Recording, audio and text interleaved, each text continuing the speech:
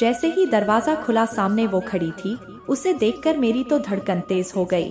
वह बहुत सुंदर लग रही थी। अंकल खड़े होकर उसका हाथ पकड़ने लगे। उसने कहा, मामा तुम अंधे हो क्या? मैं खुद चली जाऊंगी। तब अंकल ने कहा, यह मेरी भांजी है, बेचारी कुछ देख नहीं सकती है, इसलिए जाओ और जल्दी करो। प्रेम, सादगी, धोखा और सस्पेंस की ये स्टोरी अंत तक पूरी जरूर सुने। दोस्तों नमस्कार, मेरा नाम अभय है। मैं दिल्ली जैसे बड़े शहर में एक मल्टीनेशनल कंपनी में जॉब करता हूँ। घर के हालात ठीक न होने से मुझ पर ही घर की जिम्मेदारी रही है, इसलिए प्यार और लड़की कभी मेरी लाइफ में आई ही नहीं। लेकिन प्यार क्या होता है, लगभग 1 महीने से मुझे इसका एहसास हो रहा है। मैं जिस फ्लैट में रहता हूँ वह एक सोसाइटी में है और मेरे फ्लैट के सामने रोड के उस पार से एक लड़की अपने फ्लैट की बालकनी में बैठी बस मुझे देखती रहती है। शुरुआत में मुझे लगा था कि यह मेरी गलतफहमी है, लेकिन जब यह बार बार होने लगा तो मुझे यकीन हुआ कि शायद मेरी तरह वो भी प्यार की तलाश में है। वैसे मैं अपने ऑफिस से शाम को 6 बजे तक आ जाता हूँ और आते ही सबसे पहले बालकनी में जाता हूँ। मेरे आने के ठीक 5 से 10 मिनट बाद ही वो लड़की बालकनी में आ जाती और अपनी बालकनी की चेयर पर बैठकर एक टक बस मेरी ओर देखा करती। हम दोनों कभी एक दूसरे को देखते तो कभी देखकर मुस्कुरा देते। हमारे फ्लैट की दूरी इतनी थी कि हमारी आवाज एक दूसरे तक नहीं पहुंच सकती थी। शुरुआत में मुझे लगा कि मैं पागल सा तो नहीं हो गया हूँ जो ऐसी हरकतें कर रहा हूँ, लेकिन फिर धीरे धीरे मुझे यह सब अच्छा लगने लगा। हम दोनों घंटों तक ऐसे ही एक दूसरे को निहारते रहते। फिर वो अंदर चली जाती।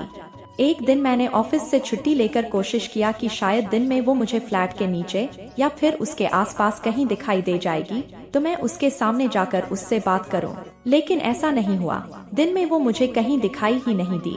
हमारे मिलने की एक ही जगह थी, बस वो बालकनी और हमारा एक दूसरे को लगातार देखते रहना। मेरे रूम में मेरा एक पार्टनर भी रहता था। मैंने कोशिश की थी कि उसे ना बताऊं, लेकिन धीरे धीरे उसे पता चल ही गया। अब वो मुझे तरह तरह की राय और मशवरा देता रहता है। वो मुझसे कहता कि लड़की को एहसास तो करा कि तू बात को आगे बढ़ाना चाहता है। इस तरह दोनों कब तक बालकनी से एक दूसरे को बस देखा करोगे। उसने मुझे राय दी कि मैं एक दूरबीन से उसे देखूं तो उसका चेहरा भी साफ दिखाई देगा और उसे भी क्लियर हो जाएगा कि तू उसे पसंद करता है। उसने मुझे एक दूरबीन भी ला कर दे दी, लेकिन मेरी हिम्मत नहीं हुई। मुझे लगा कि अगर उसके घर वालों में से किसी ने देख लिया तो हमारी लव स्टोरी शुरू होने के पहले ही खत्म हो जाएगी।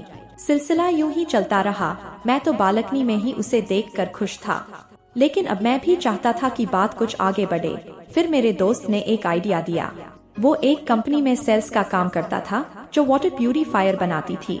उसने कहा कि हम दोनों उस बिल्डिंग में सेल्स के लिए जाएंगे। मेरा मन अभी भी परेशान था। मेरे मन में एक सवाल बार बार आ रहा था कि कहीं उससे मिलकर मुझे जो खुशी अभी मिल रही है वो भी खत्म ना हो जाए। लेकिन अब मिलना जरूरी हो गया था। उसे भी तो एहसास होना चाहिए कि मैं उससे मिलना चाहता हूँ। आखिर वो लड़की होकर पहले किसी भी बात की पहल तो कर नहीं सकती। आखिर मैंने अपनी दोस्त की बात मान ली और हम दोनों उसकी बिल्डिंग में जा पहुँचे। उसके फ्लैट के सामने जाकर मेरे पेट में जैसे कई तितलियां उड़ने लगी। सोच रहा था कि कहीं हमें देखते ही उसके घर में कोई ना कहकर दरवाजा बंद ना कर दे। मेरा दिल जोर से धड़क रहा था और मन में इच्छा थी कि दरवाजा खुले तो सामने वही खड़ी मिले। दरवाजे की बेल बजाई। दरवाजा किसी अंकल ने खोला। मेरे दोस्त ने अपनी रटी रटाई बात बोलना शुरू कर दिया। अंकल ने कहा, नहीं भाई, हमें कुछ नहीं चाहिए। फिर भी वो नहीं माना और कहा कि अंकल आपको एक बार दिखा देते हैं, पानी भी पिला देना।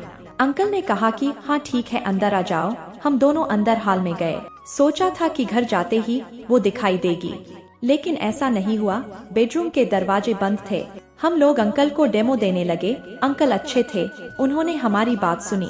हम लोग जानबूझकर शाम को गए थे और मैंने सोचा था कि वो बालकनी में जब मुझे देखने जाएगी तो मुझे अपने ही घर में देखकर हैरान हो जाएगी। अब तक काफी समय हो चुका था।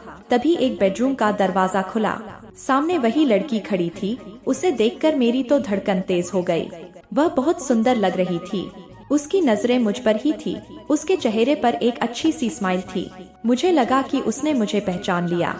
जैसे ही वो बालकनी की ओर जाने लगी, अंकल खड़े होकर उसका हाथ पकड़ने लगे।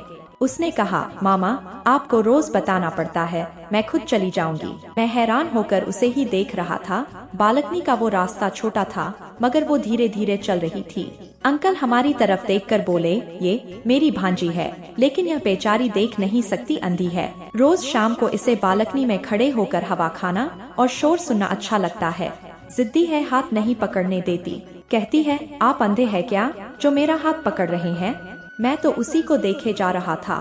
वो बालकनी में वैसे ही इत्मीनान से बैठी थी और वैसे ही मुस्कुराते हुए मेरी बालकनी की तरफ ही एक टक देख रही थी। हम वहाँ से चले आए, लेकिन हम दोनों को ही उसके बारे यह सुनकर बहुत बुरा लगा। मुझे लगा जिससे मैं प्यार कर बैठा, उसने तो मुझे देखा ही नहीं। फिर मैंने सोचा क्या फर्क पड़ता है, लेकिन मैं अब भी रोज बालकनी में बैठता हूँ और उसकी तरफ एक टक निहारता रहता हूँ। मुझे बस यही चाहिए था, इससे आगे मैं और कुछ सोच भी नहीं रहा था।